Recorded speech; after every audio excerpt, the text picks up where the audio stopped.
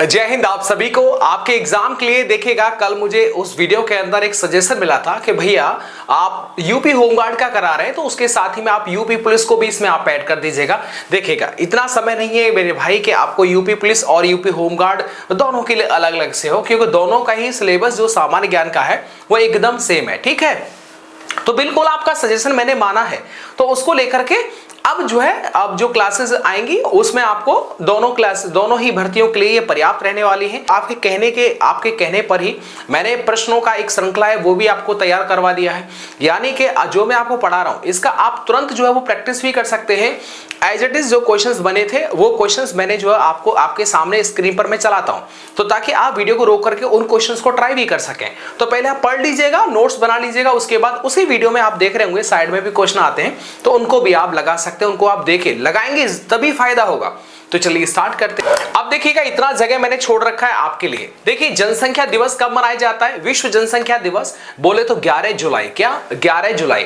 अब आप देखिएगा वर्ल्ड के अंदर ये पूरा टॉपिक वर्ल्ड से संबंधित है, इसमें से एक प्रश्न बनेगा और बना हुआ है कि सबसे ज्यादा जनसंख्या वाला जो देशों का क्रम है, पहले पर दूसरे पर कौन कौन है उसको आपको याद रखना है। तो सबसे ज्यादा जनसंख्या चीन के अंदर है, दूसरे नंबर पर कौन है? भारत, तीसरे नंबर पर अमेरिका, चौथे नंबर पर इंडोनेशिया और पांचवें नंबर पर ब्राजील। दोबारा रिपीट करिएगा, पहले नंबर पर चीन, दूसरे पर भारत है, तीसरे पर अमेरिका है, चौथे पर इंडोनेशिया है और पांचवें पर जो है ब्राजील है और छठवें नंबर पर है पाकिस्तान। ठीक है, तो चीन, भारत, अमेरिका, क्या दोबारा रिपीट करिएगा, चीन, भारत, अमेरिका, चीन, भारत, अमेरिका, चीन, भारत, अमेरिका, इंडोनेशिया, ब्राजील और पाकिस्तान। ठीक है, तो चीन, Bharat, America, Indonesia, Brazil, Pakistan, ये 6 क्रम मैंने आपको दे रखे हैं। तो सबसे ज्यादा, फिर उसके बाद धीरे धीरे जो कम हुआ है, तो ये पूछा गया था कि अमेरिका की जनसंख्या मतलब जो अमेरिका की जनसंख्या है उससे ज्यादा किस देश की जनसंख्या है, इस तरह से सवाल पूछा गया था, तो वो देश हो जाएगा हमारा भारत। ठीक है, इस चीज को आप बिल्कुल अच्छी तरीके से याद रखिएगा। अच्छा, वर्ल्ड के अंदर सबसे कम जनसंख्या किस देश की है? वो है वेटिकन सिटी। क्या है?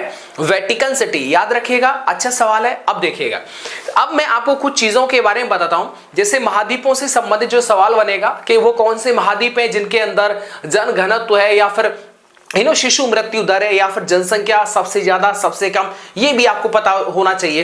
तो जो क्वेश्चंस आपके एग्जाम के लिए बहुत अच्छे हैं उनको मैंने इस वीडियो के अंदर जो काउंट किया है। तो सबसे कम जनसंख्या कहां की है? वेटिकन सिटी की। अच्छा जी, सबसे ज्यादा जनसंख्या वाला महाद्वीप कौन सा है? महाद्वीप कौन सा है? देखिएगा, सबसे ज्यादा जनसंख्या वाला महाद्वीप कौन सा है? वो है एशिया। क्या है? एशिया। दूसरे नंबर पर क्या आता है? अफ्रीका आता है। ठीक है, तो जनसंख्या के मैटर में सबसे ज्यादा जनसंख्या पाई जाती है एशिया महाद्वीप में और दूसरे नंबर पर अफ्रीका आता है। जैसे ओवरऑल अगर देशों की बात करते हैं तो चीन, भारत, अमेरिका, ये पूरा जो क्रम है उसको आपको याद कर लेना है।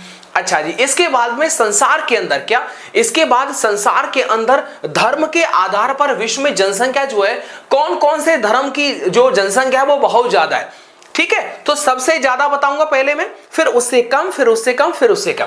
तो इसीलिए यही ज्यादातर यही पूछा जाता है, क्योंकि सबसे कम तो पूछेगा नहीं कि किस देश की है, तो ओवरऑल पूछेगा सबसे ज्यादा जो है वो किस देश की या फिर किस धर्म की है। तो वो 3-4 जो चीजें हैं आपको क्रम में वो आपको याद करनी है। तो धर्म के आधार पर विश्व में जो जनसंख्या है वो सबसे ज्यादा ईसाइयों की है। किसकी है?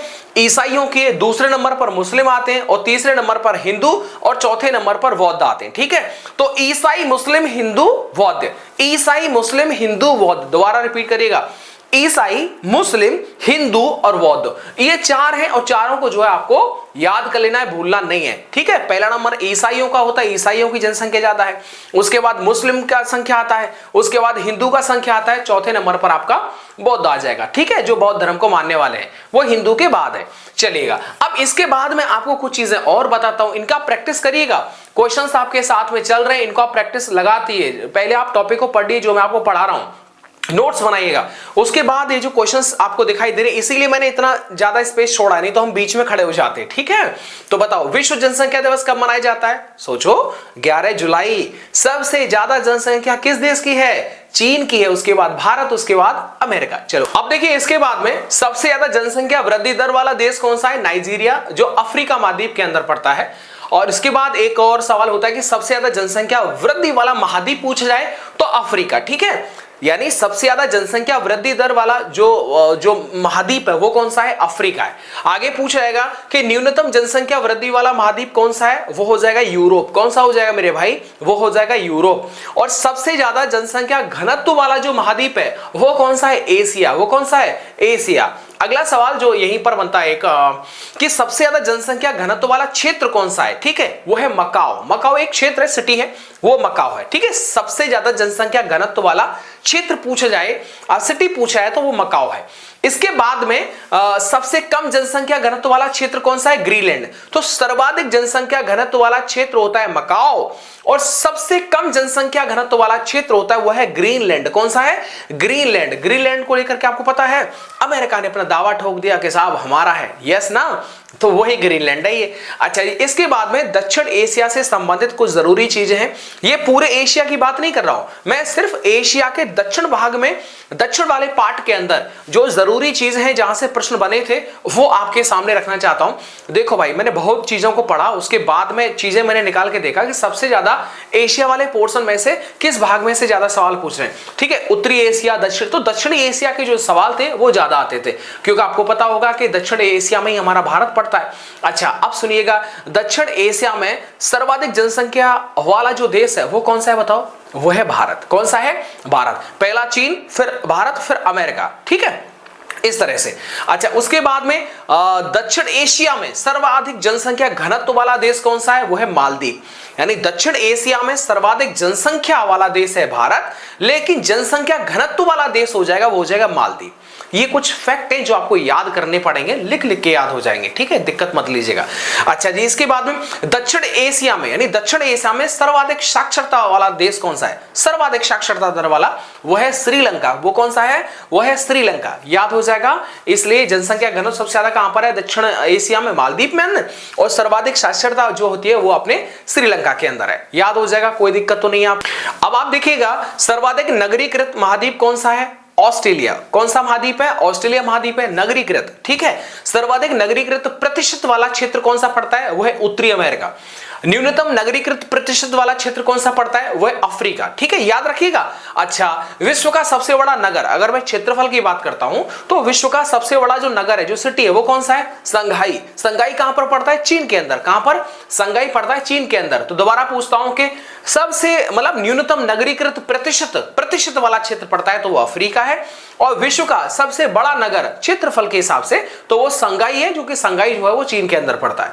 अब इसके बाद में क्या होता है? प्रवासी जनसंख्या से संबंधित भी सवाल आते हैं। प्रवासी जो मतलब दूसरे देशों से किसी देश में बस जाते हैं, उनको लेकर के भी एक डाटा सामने आया, तो उसको लेकर के मैं आपको कुछ क्वेश्चन से 4-5 जिनको आपको लिख लीजिएगा, बार बार इस वीडियो को भी रिवीजन कर लीजिएगा। साथियों, मेहनत लगता है, आप सभी दोस्तों तक इन क्लासेस को आप जरूर पहुंचाइएगा।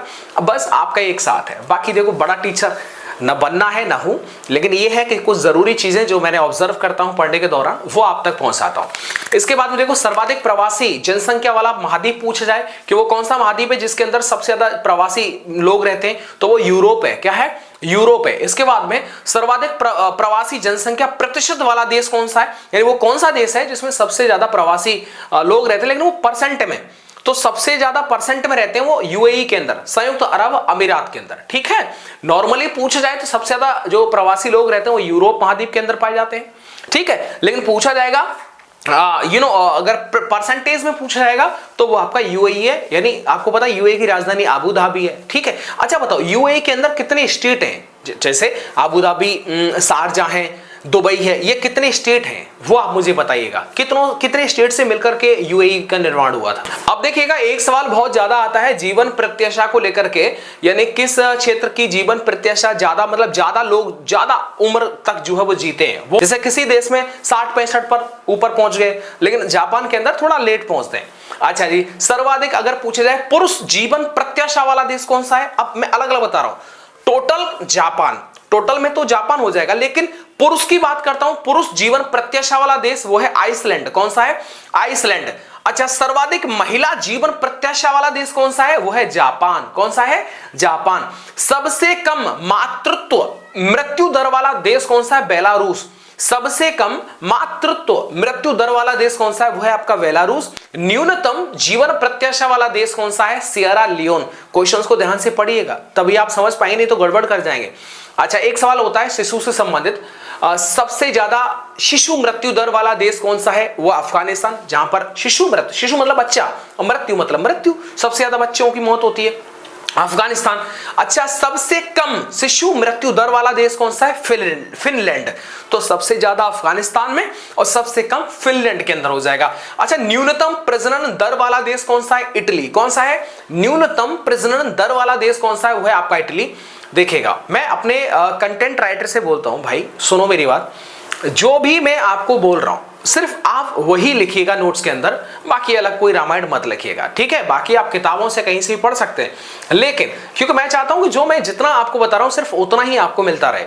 इसके साथ ही में क्वेश्चंस मैं आपको अलग से दे रहा हूं ताकि आप इनका जो प्रैक्टिस कर सकें, तो मजा आएगा। आपने पूरा वीडियो देखा और एकदम समझ में आता रहा, टॉपिक वाइज ही मैं क्वेश्चंस आपके साथ में लगा रहा हूं, तो ऐसे में आपको अच्छा भी लगेगा। और अच्छे बुरे से मतलब नहीं होता है, पेपर के लिए जरूरी होता है। नॉर्मली ये छोटी छोटी जानकारी है जो बहुत ज्यादा जरूरी है आपके एग्जाम के लिए।